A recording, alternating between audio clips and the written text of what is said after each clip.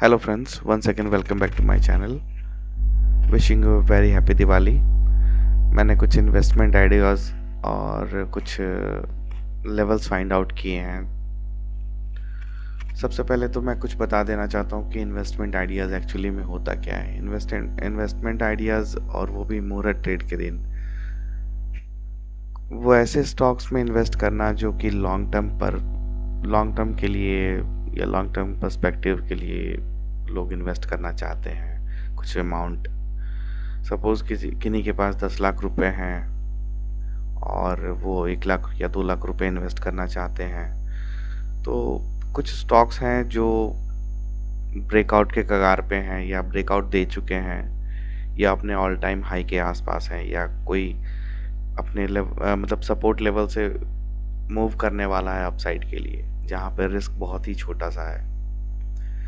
So friends, trading हो या investing, दोनों में स्टॉप लॉस कंपलसरी है, अदरवाइज आप कभी भी गलत पड़ सकते हैं। मार्केट कभी भी किसी का सागा नहीं हुआ है। तो मैंने अपने एनालिसिस के अकॉर्डिंग कुछ लेवल्स फाइंड आउट किए हैं, जो कि लेवल छोटे छोटे से लेवल्स हैं। आपको मंथली बेसिस पे ध्यान देना है, यानी कि जो भी एक एक कैंडल है, ये छोटा छोटा सा, ये मंथली बेसिस पे, यानी कि एक मंथ का एक कैंडल बना हुआ है, यानी कि इस मंथ हो सकता है कि 124 के ऊपर ही क्लोजिंग दे, तो 122, क्योंकि ये ब्रेक हो रहा है तो 122 के ऊपर आप यहाँ पे लॉन्ग कर सकते हैं। इन्वेस्टमेंट के पर्पज से आपके लिए जो स्टॉप लॉस बनेगा वो तकरीबन 12 रुपये के आसपास का बनेगा, यानी कि 12 रुपये अगर आप नुकसान करने के लिए तैयार हैं तो आप इन्वेस्ट कर सकते हैं इस स्टॉक में। कोई भी ट्रेड को लेने से पहले अपने एक बार इन्वेस्टमेंट एडवाइजर से ज़रूर पूछ लें। मैं सिर्फ अपना आइडियाज़ आप लोगों को बता रहा हूँ, आप लोगों के सामने शेयर कर रहा हूँ कि इन सारे स्टॉक्स में मैं मुहूर्त ट्रेडिंग वाले दिन इन्वेस्ट करने जा रहा हूँ। तो मैं जो अपसाइड के टारगेट देख रहा हूँ 157, 178 और 192 के, जो कि मेरे लॉन्ग टर्म के पर्सपेक्टिव से, ये 1 साल, 2 साल, 3 साल, 5 साल भी हो सकता है। अगला स्टॉक्स है कमिंस को मैं 1234 के ऊपर लॉन्ग करूंगा। मेरे लिए अपसाइड की जो टारगेट है, सबसे हाईएस्ट टारगेट इसका 1720 रुपए का है। मेरे पास जो भी क्वांटिटीज़ रहेंगे, मैं हर एक टारगेट के आसपास कुछ कुछ क्वांटिटी को अपने ऑफलोड करता जाऊंगा, यानी कि अगर ये 1340 गया तो हो सकता है कि मैंने जो कुछ क्वांटिटी यहाँ पे सपोज मैं 50 क्वांटिटी ले रहा हूँ, तो मैं यहाँ पे 10 क्वांटिटी मैं यहाँ पे रिलीज़ कर दूंगा। फिर अगला मैं इस लेवल को ब्रेक होने का वेट करूंगा। अगर ये ब्रेक करके होल्ड करके यहाँ पर 1480 के आसपास आता है तो मैं यहाँ पे 10 क्वांटिटी बेच दूंगा। फिर ये अगर मेरा अपसाइड में और जाता जा रहा है, अपसाइड 1630 चला गया या 1720 चला गया, तो मैं हो सकता है कि यहाँ पे अपना 50 to 75% क्वांटिटी ऑफलोड कर दूँ, क्योंकि इन्वेस्टमेंट का मतलब हो गया कि मेरा एक फिक्स रिस्क था कि अगर इसके नीचे मार्केट अगर क्लोजिंग मंथली बेसिस पे दे देगा तो मैं अपने ट्रेड से एग्जिट कर जाऊंगा, एक्सेप्टिंग कि मैं गलत हो गया। मैं कभी भी फाइट नहीं करूंगा कि नहीं ये नीचे कैसे चला गया। वो चला गया मतलब ये इस लेवल के नीचे जाने का मतलब है कि वो नेगेटिव सेंटिमेंट में जा चुका है। तो अगला स्टॉक की बात करते हैं, हिंदुस्तान यूनिलीवर है। हिंदुस्तान यूनिलीवर को 2695 के ऊपर आप लॉन्ग कर सकते हैं। अपसाइड के जो टारगेट है 3464 रुपये तक के लिए मेरे लिए टारगेट है। जो रिस्क रहेगा मेरे लिए 2550 रुपये के नीचे का रहेगा, यानी कि मेरे लिए जो रिस्क बन रहा है वो तकरीबन 150 रुपये के आसपास का रिस्क बन रहा है। तो मैं 2500 रुपये के शेयर पे 150 से 200 रुपये का रिस्क लेने के लिए तैयार हूँ, जब मुझे अपसाइड में लगभग 900 रुपये का रिस्क, 900 पॉइंट का प्रॉफिट बन रहा है। तो अगला स्टॉक है मेरे लिए हैप्पीएस्ट माइंड को मैं 995 के ऊपर लॉन्ग करूंगा, जो कि सबसे बेस्ट टारगेट मुझे मिल रहा है इसमें 1790 रुपये तक का। मेरे लिए स्टॉप लॉस रहेगा 810 के नीचे की कोई भी क्लोजिंग मंथली बेसिस पे। अगला स्टॉक है मारुति, जो कि ऑल टाइम हाई के आसपास ट्रेड करने जा रहा है। 9050 के ऊपर मैं यहाँ लॉन्ग करूंगा, 8560 या 65 के नीचे मैं स्टॉप लॉस रखूंगा। मेरे लिए स्टॉप लॉस तकरीबन कितने पॉइंट का हो गया, अगर मैं देखूं भी तो तकरीबन 500 पॉइंट का। अब 8000 के शेयर में, 9000 के शेयर में मैं 500 पॉइंट का रिस्क रख रहा हूँ। मेरे लिए अपसाइड के टारगेट हैं 12300 के।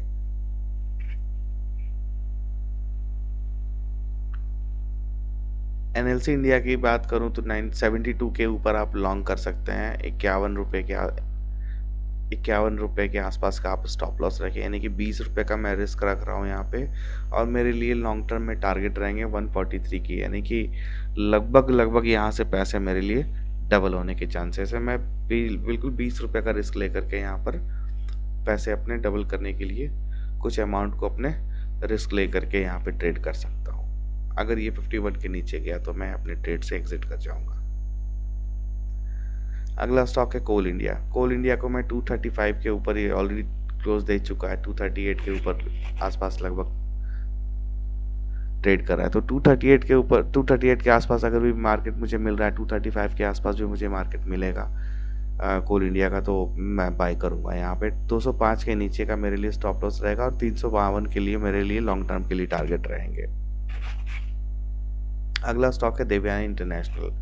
देवयानी इंटरनेशनल 194 के ऊपर आप लॉन्ग कर सकते हैं, जो कि अपसाइड में टारगेट 285 के हैं। इसके लिए रिस्क बहुत छोटा सा है, 175 रुपये के नीचे की मंथली बेसिस पे आप क्लोजिंग पे ट्रेड कर सकते हैं इसे। अगला स्टॉक है जो कि अंतिम मुहूर्त ट्रेडिंग के लिए आप 1 साल से 2 साल 3 साल 5 साल के लिए ट्रेड कर सकते हैं। मंथली बेसिस पे आप 135 के नीचे 136 के नीचे का स्टॉप लॉस रखेंगे, 165 के ऊपर बाय करेंगे और अपसाइड में जो टारगेट रहेंगे 269 यानी कि 270 रुपये, यानी कि यहाँ से भी अपसाइड लगभग 100 रुपये का मुझे दिख रहा है। और कोल इंडिया काफ़ी अच्छा स्टॉक भी है और ये अपने मंथली काफ़ी एक कंसोलिडेशन का एक रेंज का ब्रेकआउट भी दे रहा है, एक ट्रेंड लाइन का भी ब्रेकआउट दे चुका है। तो 165 के ऊपर ही मार्केट काफ़ी ज़्यादा एनटीपीसी का बुलिश हो जाना चाहिए। मेरे लिए स्टॉप लॉस जो रहेगा 135 के नीचे का रहेगा। कुछ इंडेक्स ईटीएफ भी मैंने, जो कि एक्सचेंज ट्रेडेड फंड कहते हैं। एक्सचेंज आफ्टर ऑल 10 साल 15 साल के बाद कहाँ जाएगा ये किसी को नहीं पता। तो हर एक आप गिरावट में निफ्टी 20, बैंक 20 या सीपीएससी ईटीएफ भी बाय कर सकते हैं, आपको काफ़ी अच्छा रिटर्न मिल सकता है लॉन्ग टर्म में। तो किसी भी ट्रेड में वन गो में पैसा नहीं डालें आप, कुछ कुछ पार्ट इन्वेस्ट करते रहें और अपने स्टॉप लॉसेस को फॉलो करें। मार्केट से फाइट करने की ज़रूरत नहीं है। जो इम्पोर्टेंट लेवल है, अगर उस लेवल को डाउन साइड में ब्रीच कर रहा है, इसका मतलब है कि आपका एनालिसिस गलत हो गया। और कोई भी ट्रेड लेने से पहले एक बार अपने फाइनेंशियल एडवाइज़र से ज़रूर सलाह ले लें, क्योंकि आफ्टर ऑल पैसा आपका है, निवेश आपको करना है, प्रॉफिट आपको कमाना है। मैंने अपना आइडियाज़ पोस्ट किया है, अब मेरे आइडियाज़ से हो सकता है कि आपकी कोई ऑनगोइंग ट्रेड हो या कोई इन्वेस्टमेंट हो, तो आप उसको कॉन्फिडेंटली होल्ड कर सकते हैं कि इस लेवल से ऊपर मार्केट गया है, तो हो सकता है कि या और अपसाइड में यहाँ तक मैं होल्ड कर सकता हूँ या और ऐड कर सकता हूँ। सो फ्रेंड्स, अपने रिस्क को मैनेज करें, हर एक ट्रेड के पीछे का रिस्क को समझें, उतनी ही क्वांटिटी लें जितना रिस्क आप बेयर कर सकते हैं। सो फिलहाल के लिए इतना ही। मुहूर्त ट्रेडिंग में कोशिश करें कि इन्वेस्टमेंट लॉन्ग टर्म के लिए करें, ना कि ट्रेडिंग के पर्पस से। वीडियो अगर अच्छा लगे तो डेफिनेटली लाइक करें, शेयर करें और सब्सक्राइब करना बिल्कुल भी ना भूलें। Thank you for watching.